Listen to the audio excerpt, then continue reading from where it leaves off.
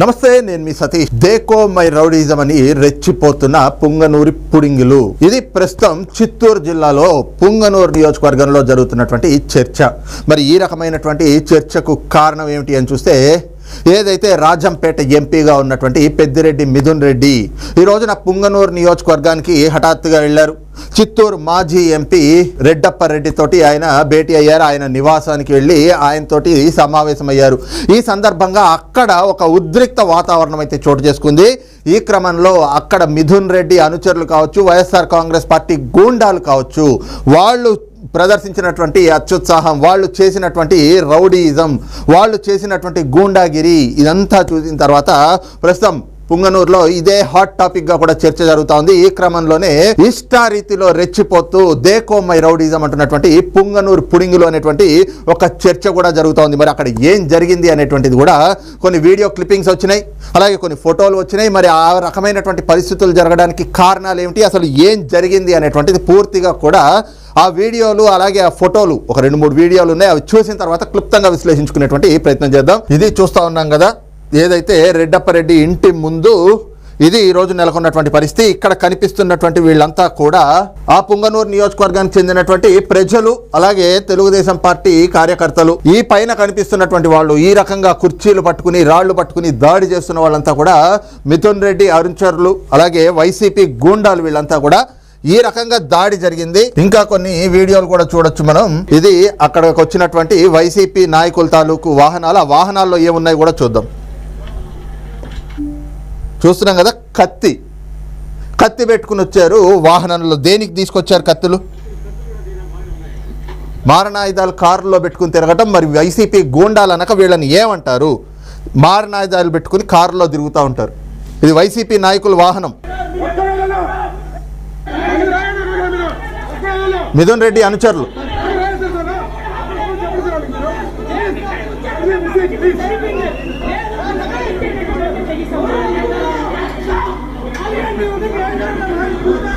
మొత్తం ఆ ఇంటి నిండా 300 మంది గూండాలను వేసుకుని వచ్చాడు మిథున్ రెడ్డి ఈ రోజున.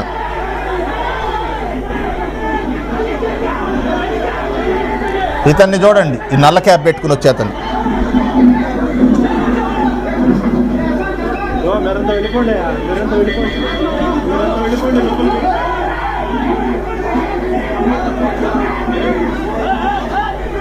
చూసారా?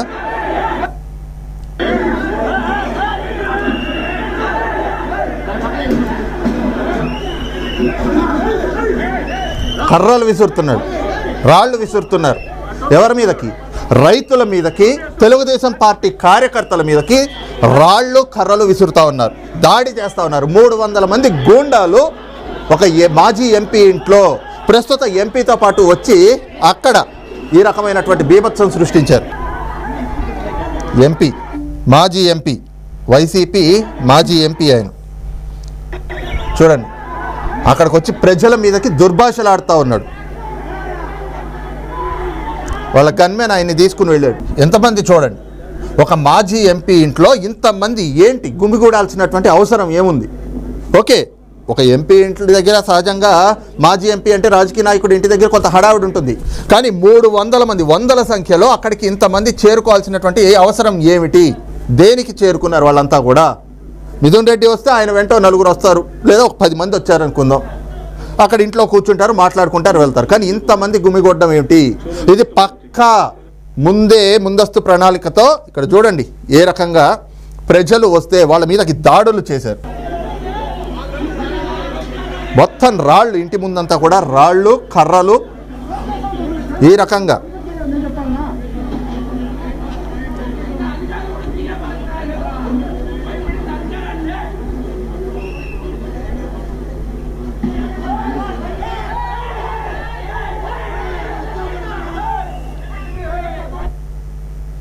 రాళ్ళు విసురుతూ ఉంటే ప్రజలు అక్కడి నుంచి పారిపోవాల్సిన పరిస్థితి.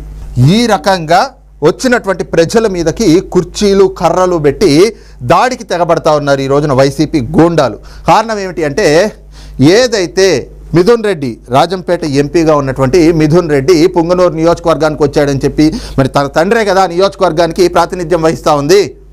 అలాగే ఏదైతే గనక మిథున్ రెడ్డి ఎంపీగా ఉండి తమ నియోజకవర్గానికి వచ్చాడు కాబట్టి ఆయన్ని కలిసేందుకు అక్కడ ఏదైతే గనక నేతిగుంటపల్లి అనేటువంటి గ్రామానికి అలాగే అడవిపల్లి అనేటువంటి గ్రామానికి చెందినటువంటి రైతులు అలాగే వారితో పాటుగా తెలుగుదేశం పార్టీ కార్యకర్తలు కొంతమంది వచ్చారు. కారణం ఏమిటి అంటే ఆ నేతిగుంటపల్లి ప్రాజెక్టు అదే అడవిపల్లి ప్రాజెక్టు ఏదైతే ఉందో ఆ రెండు ప్రాజెక్టులకి సంబంధించి 900 ఎకరాల భూమిని వైసీపీ ప్రభుత్వం అధికారంలో ఉన్నప్పుడు రైతుల దగ్గర నుంచి బలవంతంగా లాక్కుంది. ఆ రోజున ఆ ప్రజల ఆమోదం ఉన్నా లేకపోయినా కూడా వాళ్ళందరిపైన ఒత్తిడి తెచ్చి మీరు భూములు ఇస్తారా ఇవ్వరా అని చెప్పి వాళ్ళ పీక మీద కత్తి పెట్టినట్టుగా పెట్టి భూములు బలవంతంగా లాక్కున్నారు ప్రాజెక్టు కట్టాలి అని చెప్పి. ఆ భూములు తీసుకుని పూర్తిగా వాళ్ళకి బ్రతుకు తెరువు ఆ భూమే. వాళ్ళు పొలంలో అక్కడ వ్యవసాయం చేసుకుని బతికేటువంటి భూమిని మొత్తం నాశనం చేసి ప్రాజెక్టు నిర్మాణం చేస్తాము అని చెప్పి 900 ఎకరాల పొలాన్ని అంటే భూమిని రైతుల దగ్గర బలవంతంగా లాక్కుని కనీసం వాటికి నష్టపరిహారం కూడా ఇవ్వలేదు. గడిచిన 5 ఏళ్ళు రైతులు కాళ్ళకి చెప్పులు అరిగేలాగా అటు పెద్దిరెడ్డి రామచంద్రారెడ్డి చుట్టూ అలాగే ఇటు మిథున్ రెడ్డి చుట్టూ తిరిగినా కూడా ఎక్కడ కనీసం వాళ్ళకి జరిగినటువంటి న్యాయం లేదు.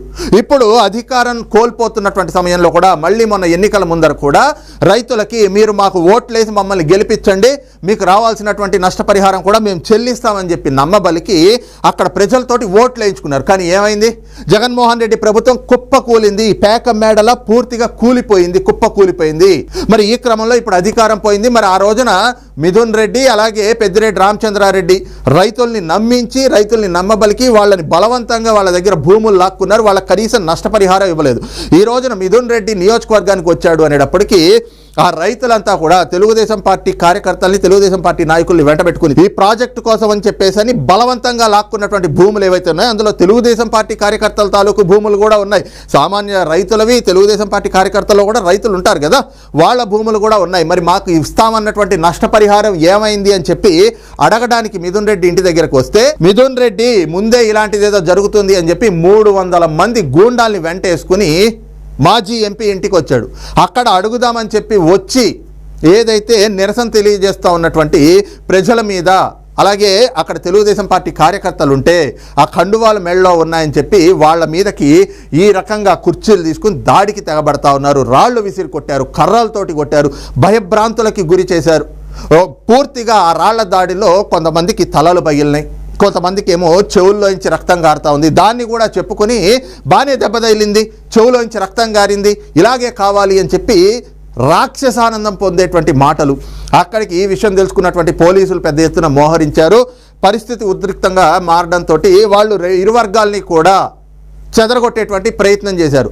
అయితే ఈ జరుగుతున్నటువంటి ఉద్రిక్తల్లో మిథున్ రెడ్డి గన్మెన్ అక్కడికి వచ్చి కాల్పులు జరపడం కూడా గాల్లో కాల్పులు జరపడం కూడా ఒక కలకలం రేపింది. ఎందుకు అంటే తెలుగుదేశం పార్టీ కార్యకర్తలు ఉన్నారు కదా, వాళ్ళని భయభ్రాంతులకి గురి చేయాలి అనేటువంటి దృక్పథంతో ఈరోజు కాల్పులు జరిపారు అన్నటువంటి విమర్శలు కూడా ఆరోపణలు కూడా తెలుగుదేశం పార్టీ శ్రేణుల నుంచి అయితే వ్యక్తమవుతా ఉన్నాయి. అయితే పెద్దిరెడ్డి రామచంద్రారెడ్డి, పెద్దిరెడ్డి మిథున్ రెడ్డి ఆ కుటుంబం గురించి పూర్తిగా అక్కడ చిత్తూరు జిల్లాలో ఏ ఒక్కరిని కదిపినా కూడా ఆఖరికి పసిపిల్లోని కదిపినా కూడా వాళ్ళు చేసేటువంటి దుర్మార్గాలు, వాళ్ళు చేసేటువంటి అరాచకాలు, వాళ్ళు చేసేటువంటి ఆక్రమణలు, వాళ్ళు చేసేటువంటి కబ్జాలు ఏ రకంగా ఉంటాయి అనేటువంటిది ప్రతి ఒక్కరికి తెలుసు. ఏదైతే పెద్దిరెడ్డి రామచంద్రారెడ్డి ఆయన రాజకీయాల్లోకి వచ్చినప్పటి నుంచి కూడా పూర్తిగా చిత్తూరు జిల్లా అంతా కూడా తన సామ్రాజ్యం కింద ఫీల్ అయిపోయి ఆయనదొక్కడిదే అక్కడ ఏకఛత్రాధిపత్యం నడవాలి అన్నట్లుగా, అలాగే ఇప్పుడు ఆయన కుమారుడు కూడా ఏ విధంగా ప్రజల్ని భయభ్రాంతులకు గురి చేస్తూ వచ్చారు, అలాగే వాళ్ళ ఆ కుటుంబం తాలూకు వేధింపులకి అక్కడ ప్రజలు ఏ విధమైనటువంటి వేదనకు గురవుతా ఉన్నారు, వాళ్ళు ఎక్కడైనా కూడా స్వేచ్ఛగా బ్రతికేటువంటి పరిస్థితులు ఉన్నాయా? ఈరోజు పుంగనూరు ప్రజల్ని అడిగితే చెప్తారు ఏ రకంగా పెద్దిరెడ్డి కుటుంబం అక్కడ దుర్మార్గాలు చేస్తుంది, ఎలాంటి దౌర్జన్యాలు చేస్తుంది అంటే చిత్తూరు జిల్లాలో ఎవరిని అడిగినా చెప్తారు.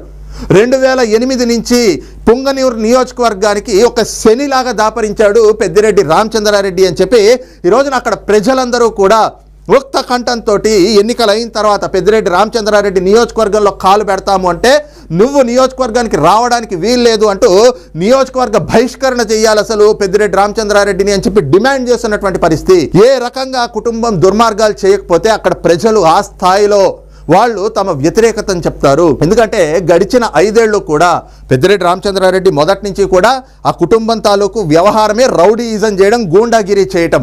కానీ గడిచిన 5 ఏళ్ళు జగన్మోహన్ రెడ్డి ప్రభుత్వంలో మాత్రం ఆకాశమే హద్దు అన్నట్టుగా, అడ్డు అదుపు లేదన్నట్లుగా ఏ రకంగా దోపిడీలు చేశారు. ఒక పక్కన గనులు, సహజ వనరుల దోపిడీ, ఇంకో పక్కన ఇసుక, ఇంకో పక్కన కన్ను పడిందంటే చాలా భూమిని ఎవరిదైనా కూడా బెదిరింపులకు పాల్పడి వినకపోతే అక్రమ కేసులు పెట్టించడం, లేదంటే రౌడీలను పెట్టి వాళ్ళపైన దాడులు చేయించడం, ఈ రకంగా చేసి ఆ భూములు కబ్జా చేశారు. ఎలాంటి దుర్మార్గాలు, ఎలాంటి ఆక్రమణలు, ఏ రకంగా పూర్తిగా చిత్తూరు జిల్లా అంతటినీ కూడా పెద్దిరెడ్డి కుటుంబం, ముఖ్యంగా పుంగనూరు నియోజకవర్గాన్ని కూడా ఏ రకంగా ఎలాంటి దాష్టికాలు అక్కడ సృష్టించారో ఆ నియోజకవర్గ ప్రజలందరికీ కూడా తెలిసిందే. అందుకే ఈ రోజున పెద్దిరెడ్డి రామచంద్రారెడ్డి కానీ, పెద్దిరెడ్డి మిథున్ రెడ్డి కానీ నియోజకవర్గంలో కాలు పెడతా ఉంటే నియోజకవర్గంలోకి రావడానికి వీల్లేదు అని చెప్పి నిరసనలు తెలియజేస్తున్నటువంటి పరిస్థితి. అందుకే 35 రోజులైనా కూడా ఇవాల్టి వరకు నియోజకవర్గంలో అడుగు పెట్టేటువంటి పరిస్థితుల్లో, వారం రోజుల క్రితం ఇలాగే మిథున్ రెడ్డి పుంగనూరు నియోజకవర్గానికి వెళ్దాము అంటే అక్కడ ప్రజలు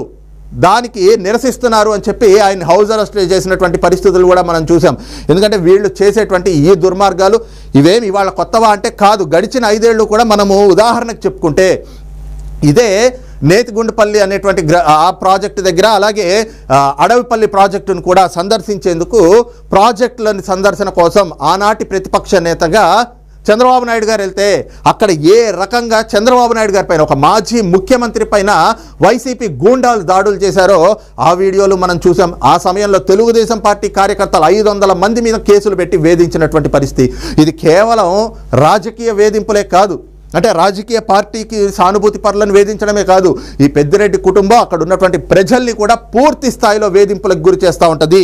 ఈ రోజున ఈ రకమైనటువంటి దాడులు, ఈ రకమైనటువంటి గూండాలను వేసుకుని అక్కడ చేస్తున్నది ఏంటి అంటే రాష్ట్రం మొత్తం కూడా ఈ రోజున జగన్మోహన్ రెడ్డి ఒక కుట్ర పన్నాడు. ప్రభుత్వాన్ని అప్రతిష్ట పాలు చేయాలి, ప్రభుత్వం మీద విషం చెమ్మాలి, ప్రభుత్వం మీద బురద జల్లాలి అని చెప్పి ఆయన పనిగట్టుకుని ఈ రోజున తమ పార్టీలో ఉన్నటువంటి గూండాలందరినీ కూడా ఉసిగొల్పుతా ఉన్నాడు. ఈ రోజున మిథున్ రెడ్డి కూడా అందులో భాగంగానే, జగన్మోహన్ రెడ్డి కుట్రలో భాగస్వామిగానే 300 మందిని పోగేసుకుని వాళ్ళని వెంట పెట్టుకుని చిత్తూరు మాజీ ఎంపీకి, పొంగనూరు నియోజకవర్గానికి అక్కడ ప్రజలు పూర్తిగా తిరుగుబావుట ఎగరవేస్తా ఉన్నారు. పెద్దిరెడ్డి రామచంద్రారెడ్డిని కానీ, మిథున్ రెడ్డిని కానీ నియోజకవర్గంలో అడుగు పెట్టడానికి వీల్లేదు మీరు అని చెప్తున్నా కూడా, ప్రజలే స్వచ్ఛందంగా చెప్తున్నా కూడా కావాలని చెప్పి అక్కడ ఘర్షణలు సృష్టించాలి, అక్కడ గొడవలు తేవాలి, అక్కడ పూర్తిగా హింసను ప్రేరేపించాలి, హింసాత్మక ఘటనలు చోటు చేసుకునేలా చేయాలి, తద్వారా శాంతి భద్రతలు సరిగ్గా లేవు అని చెప్పి దీనంతటికీ కూడా ప్రభుత్వ వైఫల్యం అని చెప్పి చూపించుకోవడానికే ఈ రోజున రెచ్చగొట్టేటువంటి ధోరణిలో వ్యవహరించాలి అని చెప్పి జగన్మోహన్ రెడ్డి ఒక డైరెక్షన్ ఇస్తే, పెద్దిరెడ్డి మిథున్ రెడ్డి ఆ కుట్రల్లో భాగస్వామిగా ఆ డైరెక్షన్స్ ఫాలో అవ్వడానికి ఇలాగ 300 మందిని తీసుకుని వచ్చి అక్కడ మాట్లాడడానికి వచ్చిన, తమ ఆవేదనని తెలుపుకోవడానికి వచ్చినటువంటి రైతుల మీద ఈ రకంగా తన వెంట పెట్టుకొచ్చినటువంటి గూండాలతోటి దాడులు చేస్తూ ఉన్నాడు. ఏ రకంగా రాళ్లు విసురుతూ ఉన్నారు, ఏ రకంగా తమ కార్లలో మారణాయుధాలు పెట్టుకుని వచ్చారు అనేటువంటివి కూడా ఈ రోజున వీడియోలు బయటకు వచ్చినాయి. పోలీసులు వచ్చి సంయమనం పాటించండి అని చెప్పి ఇరు వర్గాల్ని కూడా నచ్చజెప్పేటువంటి ప్రయత్నం చేస్తే ఎవ్వరూ వినేటువంటి పరిస్థితులు లేవు. ఏ రకంగా బెదిరింపులకు పాల్పడతా ఉన్నారో మనం చూసాం కదా. ఆఖరికి మాజీ ఎంపీ రెడ్డప్పరెడ్డి అక్కడ ఏం జరుగుతోంది, ప్రజలు దేనికి వచ్చారు అని కనుక్కోవడం మానేసి ఆయన ఉసిగొల్పుతా ఉన్నాడు. ఇంకా దాడులు చేయండి, రాళ్లు విసరండి, కర్రలు విసరండి, వాడిని వదలకండి, వీడిని వదలకండి అని చెప్పి. అలాగే మిథున్ రెడ్డి అయితే ఇంకో అడుగు ముందరికేసి తన గన్మెన్ తోటి కాల్పులు జరపని చెప్పేసని వాళ్ళని కూడా ముందుకు నెడుతున్నటువంటి పరిస్థితులు.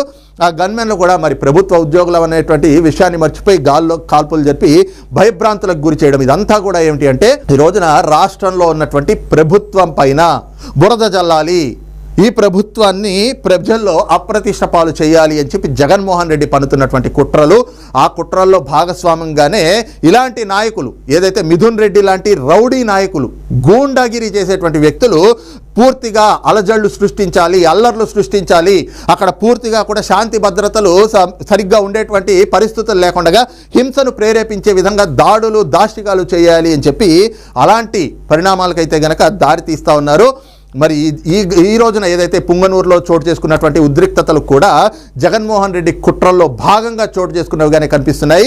వీటిని కూడా ప్రభుత్వం మీద ఆ ప్రభుత్వానికి ఆపాదించేటువంటి కుట్రలు జగన్మోహన్ రెడ్డి చేస్తా ఉన్నాడు. ఇప్పటికైనా సరే తన వ్యవహార శైలి మార్చుకోకపోతే మాత్రం రాబోయేటువంటి రోజుల్లో జగన్మోహన్ రెడ్డి ఖచ్చితంగా తీవ్రమైనటువంటి పరిణామాలని ఎదుర్కోక తప్పదు అన్నటువంటి అభిప్రాయాలు కూడా వ్యక్తమవుతా ఉన్నాయి.